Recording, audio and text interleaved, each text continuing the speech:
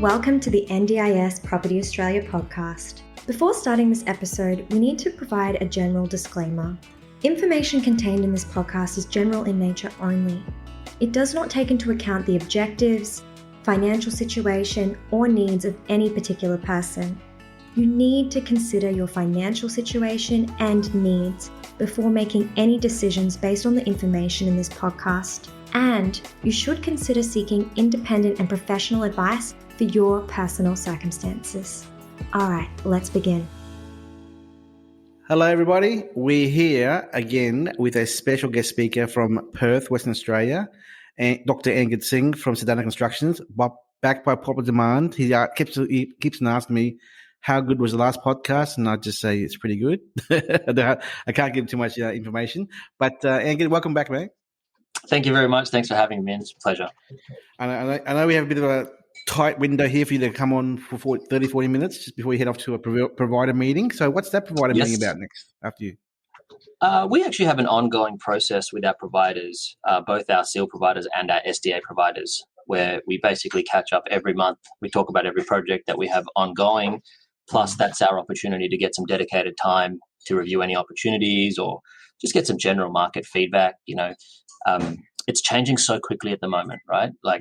They're implementing new systems, new processes. We want to see how they're going. Team members are turning over. We want to understand how their business is operating. It's just a really good meeting just to touch base once a month. Yeah. That's great. Well, today's topic, Angad, is improved livability. Since we last spoke online, our last podcast with you, we've really focused on the market demand of Perth. Mm-hmm. And today's topic is improved livability. We're going to talk about what it is, how you are adapting to the feedback from your providers about IL rather than HPS, and what's the secret to moving forwards with your business in this new style of design and the land lot sizes and all that kind of stuff. So to begin with, can you give us a feedback on the data or demand from your providers with IL as information? Yeah. Look, well, let's start there, I guess. So in these monthly meetings, we are getting the most up-to-date information, not just regarding the high-level NDIA information, but also what they're seeing on the ground and what they're seeing coming through their particular business, which might not be representative of the broader market at all. And so when we presented the project that you and I are currently working on, the two houses there, when we originally presented that project to them, that was with a specification in mind for high physical support or fully accessible. And the feedback that we received from them is that they are getting people that are approved for improved livability funding coming out of their ears. And the unfortunate thing is that these people who have the approvals in place and need the accommodation have absolutely nowhere to go. They also noted that of the 20 other developers that they're working with, they have none that are producing new improved livability stock.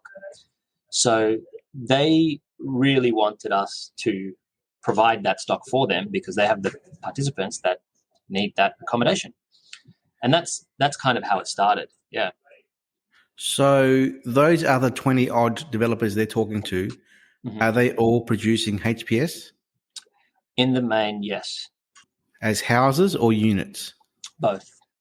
You see, when you check the spreadsheets, right, and if all you cared about was the SDA income calculator that's provided to you from the NDIA, then you look at what produces the most income and that's what you produce. And that is high physical support and single participant and that kind of thing.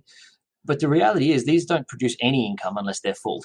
And ultimately it's our job to provide accommodation for the people, So that's what's happening. People are just not realizing who's actually out there that needs accommodation. Correct. So you and I just had a catch up with Grace in our office here just then. Yes. And she was just telling us that this client of hers wants HPS no matter what. Yes. Even though she tried to explain it's probably not the way to go. Yep. We should consider a lower risk approach for his SDA investment. He's like, no, I want HPS. HPS. That's all I want. Yep. As a business, as a builder, if you had a customer who comes along like that to you, and they made those demands, Mm-hmm. how do you respond or react to that kind of request? Yeah, look, ultimately we're builders. We are not in the business of providing consultancy or advice to developers who have a vision or a dream about what they would like to do. I think in that situation, we would obviously share our experience. If the client formed a different view and they insisted upon an approach that they wanted to do, then we would build what they asked for. Now, remember what you and I spoke about in our last podcast, and that is the vetting process from the provider also happens in the background as well. Yeah, sure. So that's not to say that. So maybe let's make this a bit more clear. When I come to you with a project, that is a project that has been through a series of filters that are both with us and the provider. By the time you see a project that we are looking at, remember the SDA providers already had a look at it. They've already done some quick checks on what they think the demand's likely to be, where their other accommodation is. And the SIL providers already started having a look at how they would provide care in that location, whether it's convenient, efficient for them and all this. That's you and me, that's our starting point. And that one there is a provider-led opportunity. Yes. Yeah. Now, this one here in this example, this client coming along, whether he wants this type of product or has a block of land, it is called a investor-led opportunity, which means the risk or the onus or the burden is on him to do his own research, find his own resources, consult to his own providers, find his own tenants or participants, and he will live or die by that transaction. Exactly right. It's his call, no one else's. Yes. Yeah. And obviously we might think he's making a mistake, but maybe he's got some information that we don't have, or maybe he's got a different provider than we have who wants that type of accommodation. So that's really up to the investor to make that call ultimately. Yes. So back to improvability. Yes. Let's talk about this Kelmscott project here. Yes. So do you want to explain to our listeners the size of the block, the size of the house, the concept here, or what this unique design? Obviously, you and I are looking at the design right now, which we can understand it, but it's hard for our listeners to understand. But can you explain what's gone on to create this fantastic and wonderful design here? Yeah, sure. Well, look, let's start with the location. So we noticed that in this particular area, which is an infill location, very well located, close to public transport, shops, all of the things that we usually look for. And if anyone of your listeners is curious about that, they can revisit the previous podcast to get a sense of that. Ticked that box. We put it in front of our providers. It ticked that box as well. And what we have is essentially two 493 square meter blocks in Kelmscott. And we've now completed the concept designs for those properties. The design intent for these is really to create an outstanding, independent living opportunity for people of the improved livability category. So if you're looking at the floor plan now, you can see that we have large functional living areas and kitchens and dining rooms and a very large outdoor area, which is kind of, I think necessary for all great SDA developments. But what's, I think, unique and special about this particular project is that the room sizes have been made maybe double or triple what you would expect to see in a development of this nature. And of course, they each have their own private en-suites. They have a separate robe. They each have a private courtyard. So yeah, it's almost like a boarding house type of concept where someone can live completely in their room if they want some privacy, or they can engage with other people in the main living areas. Yeah. The house, I think, is about 240 odd square meters, maybe, and the outdoor living area is maybe an additional 30 or so.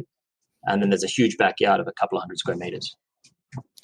So 240 internal, 238 to be precise, about 30 square meters in the large alfresco area. And then there's 3 courtyards on the side. Yes. Private courtyards for each participant. Yes. Yeah, very important, I think. I think that's it's very rare to see a courtyard in SDA house designs. That's fantastic.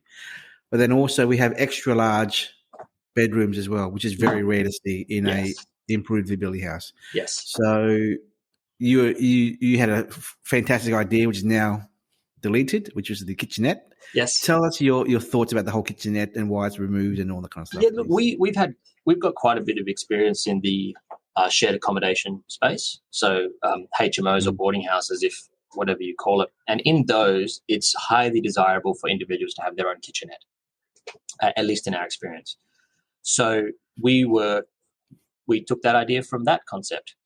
When we ran it past our SIL providers, they told us it's a silly idea for this type of thing. So it wasn't my idea to take them out. It was the feedback provided by our SIL and SDA providers, and their rationale was basically that it's quite unlikely that they're going to have the need for their own kitchenette. However, that space is highly useful. They would probably prefer that space to be able to put a study desk or a reading chair or anything really. So really, and maybe with IL, remember you want someone to be able to make it their home. So giving them some opportunity to customize that space based on their needs was more value than us locking them into a kitchenette. So in the end, we decided to leave it open. Obviously there's PowerPoints and things so that they can put storage there, put a reading chair, put a study desk, whatever. But not locking them in was really the reason we removed it out. But didn't you say you've changed it to maybe a mini bar now? That could be one of the possibilities, but obviously a mini bar is just a desk with a PowerPoint underneath for a bar fridge. Yeah. And when I asked you, I'm just recalling our conversation. I said to you, well, why would they need a mini bar? They're not drinking alcohol. Yeah. You said to me, the SIL provider said that they don't want other people eating their food in the fridge in the main room. Yeah. Look, again, it's just something you would never know or you wouldn't think of. Having a private place to store food items that they buy personally. Some people prefer to store that in private, and you never want to get to the fridge one day and realize someone's drunk your orange juice or something. So that was the idea of giving them a provision for a bar fridge inside their own personal space. Yeah. Yep. Now let me read some information on our ebook that we have for improvability that our customers would be looking at. Let me read this. As for all SDAs, improvability design has its own design principles that builders must adhere to as per the NDIS Specialist Disability Accommodation Design Standard. The design features of an improvability home include the following: meet the Liveable Housing Australia silver level, luminance contrasts, improved wayfinding, lines of sight, light-based doorbells and fire alarms, hearing loops, hearing augmentation, labelling, use of contextual cues, increased lines of sight, consistency and location of fixtures and fittings, and reduced lighting levels. So, Angad, what does improved wayfinding mean? Improved wayfinding. So I think that reflects probably some combination of the contrasting requirements of the SDA house and the ability for someone to kind of navigate through without getting stuck or getting lost. And speaking of design and everything, we spoke with Grace earlier, and she said that she prefers architects who work with less wasted space, and then your team of architects have that experience, don't they? Yes. Well, it's in our blood, I guess. We when you're used to doing infill development lots, space comes at a premium, and it's not because it costs money to build. It's because every square meter is taking away from somewhere else that you could have put that square meter. So you are always confined and constrained by space. So we look at, everyone looks at cost per square meter. We have an internal value per square meter metric that we kind of look at, if that makes sense. We try to eliminate all the low value areas wherever we can. Yeah. I think if you work with that kind of mindset, plus in infill areas as you currently do, and not wasting space and maximizing the land itself, you can really achieve a higher level of design, which suits the comfort levels of the participants. Because in Queensland, the most likely scenario is 50% of the land space is the buildable area. So if you're 400 square meter block, you're only allowed 200 square meters, unless there's council lenience on the size of the smaller lot designs, where 300 square meters you're allowed to build more on it. So you were saying to me earlier that with this kind of design, of this IL design you have here, you could probably look at 350, 300, low 300 square meter lot sizes to fit this design of. couldn't you? Yeah, well, we would, again, this particular design has been based for this particular block and this particular solar orientation and this particular set of circumstances. But I guess what we've learnt is that a 300 odd square meter block could probably accommodate a really great improved livability house.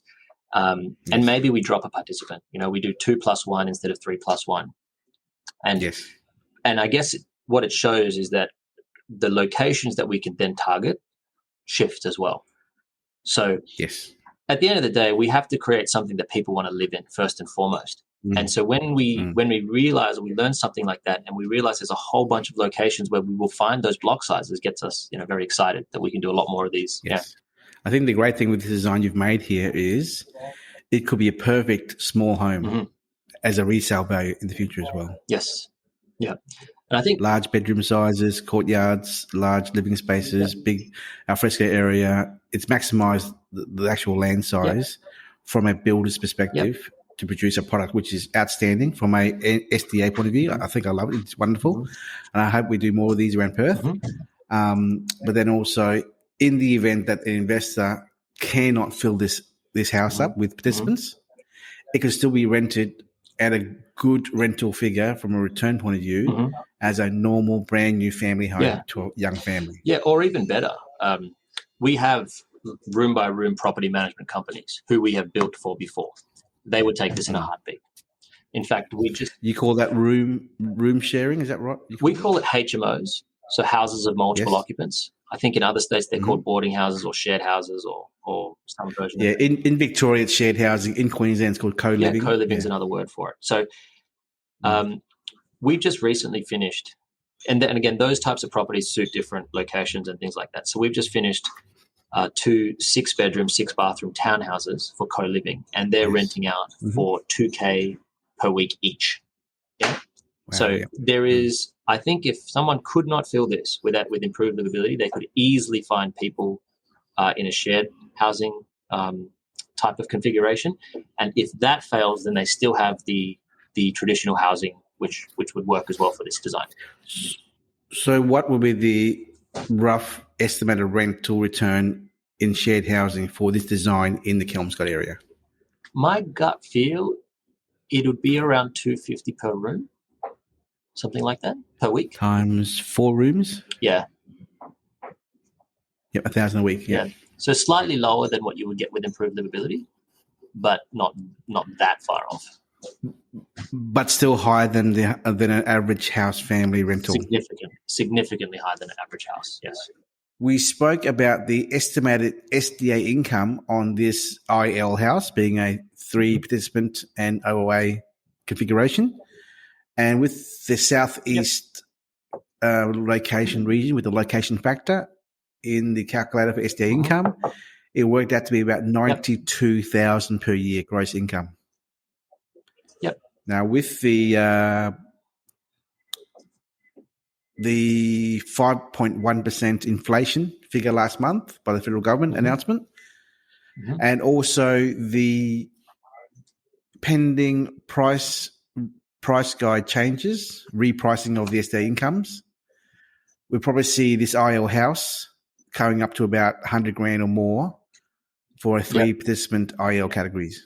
Yes. So we'll see those numbers reflected in the calculator and the publishing of the numbers by the government, NDIS, soon in the next 2 or 3 months or so. Yeah, very soon. But the point is, where in Australia can you build a custom-built house design which maximises the land with the customised floor plan with up to almost $100,000 a year gross rent for IL? You can't get that anywhere. You can't get that anywhere, Yeah, I think Perth...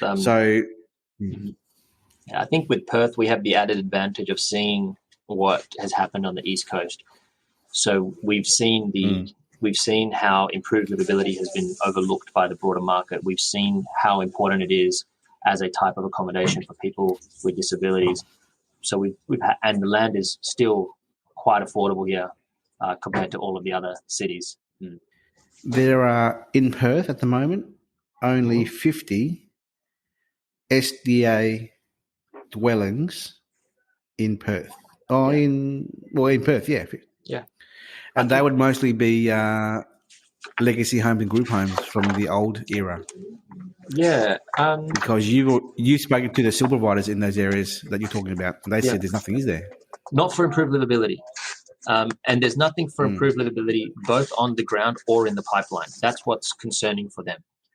So now your stats that you've reflected, which reflect the broader market, suggest that maybe improved livability makes up 25 or 30% of the approved participants. But our experience is, or the sil providers are telling me that probably something like 70% of their participants are improved livability. And yes, that's correct. Yes. And the developers that they're getting, almost 100% of the developers are building high physical support. So correct. Yeah. So that the 50 houses that I think you're referring to, does that include Mandurah as well? Or is that outside of Mandurah? No, this is only purely Northeast 1 and Southeast 49. Yeah. Look, I spoke to a SDA assessor, Lauren Hart from O Tuition yesterday. Mm-hmm. She's a Perth assessor. Yes. She's an OT by trade and she has an OT staff. Yeah, I know Lauren. And O Tuition is her business. Yeah, and she said to me there's massive demand for IEL and robust in the Perth market. Tremendous. I think there's massive demand for IEL and robust throughout Australia. It's just that for whatever reason, investors and developers are missing it. So we urge our listeners to really do the homework and consult the right people. And don't be misled by people who say HPS is the way to go, it's the best returns. Because out there, what we're seeing at the moment around Australia is there are a lot of potential oversupply areas, and we're coming across investors who are coming to us with empty houses of HPS for sure. But look, what's your long term or short term goal for the next few months? Mm-hmm. Given our endorsement here and your agreement that IEL is the way to go after your discussions with your providers, what is your goal for rolling out IELs for the rest of the year? Look, we will continue that conversation with our SIL and SDA providers, and we'll continue being responsive to the feedback that we're given by them, both from a type of house perspective, so whether that means both from a design category perspective, I should say, plus also some of the more detailed nuances about the specific home. So if they're seeing things like, we really love this independent courtyard type of style, or maybe they don't want to have 3 participants, maybe they want to have 2, or maybe they don't want a double carport, maybe they want 1. I guess we'll continue to respond to what our SIL providers and SDA providers are telling us, and continue to deliver highly sought after property in those locations for participants. Yes. So I really hope that you guys and your team can start considering robust. Yes, we will. As a type of design to roll out in the coming few months in your business, because if we can get you to work on sourcing land lots and areas that are of interest for the providers, then we'll certainly educate on our end the investors to better understand that a low risk approach is probably the way to go in a hot market like we are seeing around Australia at the moment, particularly with potential decrease of land of housing prices in the coming year or so due to the market cooling off. On that robust note, so just to give you an update after your feedback, which has been super helpful as well, I should add, in guiding us down this path and where to look, and giving us not only the SDA and SIL provider stuff, but also feedback from the market and investors. I agree with you that robust is crucial and also overlooked. And our team, so we've currently engaged with a few of the bigger suppliers who provide fixtures and finishings, like Hafili and a couple of others, and we are currently in the process of building out our specification for those types of products. And I suspect by the end of this month, we will have some robust product ready to go as well. So thank you for encouraging us down that path. Yeah. Good to hear. Well, now I think we're good to go now. You got to rush off to your next meeting with the providers, and we'll wrap up this podcast. If there's any questions anyone has about the Perth market or the kind of products that we're working with Sadhana Constructions in Perth about, please send us an email at info@indes.property. If you like this podcast today, please share it with other friends and family that you think could benefit from listening to what we do. And if you have a question or two about NDIS itself, I'm sure between myself and Angad and our teams around us that we can definitely answer what you need to know about any SDA queries as well. So any final words from yourself, Angad? No, I just wanted to say thanks again for having us and looking forward to doing more improved livability stuff with you, man. Yeah, there is. By the way, there is a expo coming up, I think, in Perth. Or is it SDA conference? Do you remember what I sent you? I think it was a conference from the Access Institution. I'll have to look at it again. Yeah, I'll locate it and put it on the episode description below. But anyway, thank you so much for your time, Angad. We'll talk to you soon. Thanks, buddy. Take it easy. Ciao. Bye-bye. We hope you enjoyed this episode. Please make sure that you are subscribed and following us so that you can keep in the loop with all of our upcoming episodes. We would really appreciate it if you could leave us a 5-star rating, a written review, and to share this episode with those that can benefit. Until next time, catch you on the next episode.